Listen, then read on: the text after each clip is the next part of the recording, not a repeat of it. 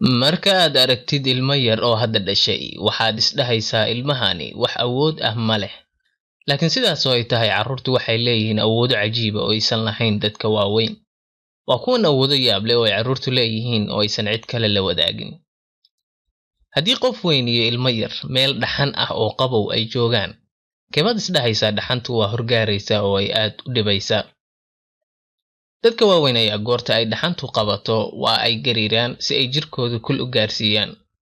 Laakiin carruurtu awood uma leh inay gargariiraan oo dhaxanta sidaas isaga kiciyaan.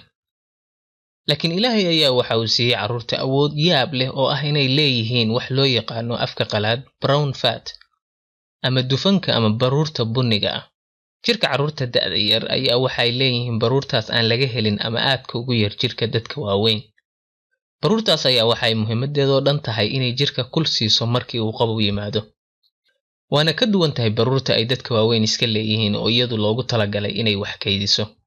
Laakiin baruurta carruurta isla markiiba waxay isku bedeli kartaa kul iyo diirimaad ay ilmaha siiso hadduu u baahdo. Waana waxa loo dhaho good fat ama baruurta fiican, sababtoo ah maaha baruur badnideedu jirka dhibayso. Awoodda labaad oo carruurtu leeyihiin ayaa ah inay wax cabbi karaan, neefsan karaan isku mar. Sidaan wada ognahay, dadku awood uma leh inay wax cunaan ama cabbaan iyaga oo neefsanaya, sababtoo ah marinka neefsashada iyo marinka cuntada meel ayay isugu yimaadaan, oo hal waddo oo ay wada maraan bay leeyihiin. Waana waxa keenay inaad goorta wax cabbaysid aadan neefsan karin, ama goorta aad istiraahdid si xiriir ah wax u cab ay kugu khasbayso inaad joojisid si aad u neefsatid. Laakiin carruurta ayaa labada marin wax yar kala durugsan yihiin, taasoo u sahasha inay neefsadaan iyagoo caanaha cabbaya. Awooddan kale ayaa iyadoo ah dabaasha. Haddii ilmo yar oo 6 bilood jira iyo qof weyn oo aan dabaal aqoon ay biyo ku qarraqmaan, kebaad isdhihi lahayd waqtiga ugu badan buu badbaadaya.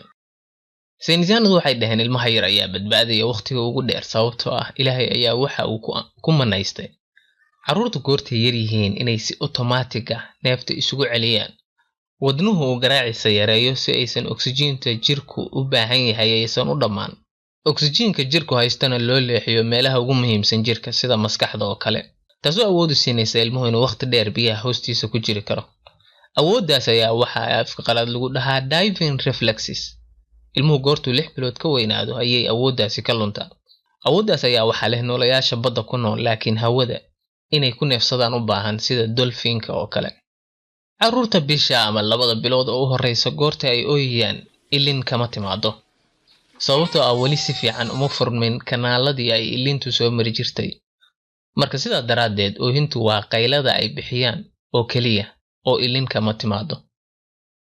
Ugu dambeyn, carruurtii waxay leeyihiin 300 oo lafood halka dadka waaweyn leeyihiin 206 lafood. Haddaa istiraahday see bay arrintan u dhici kartaa?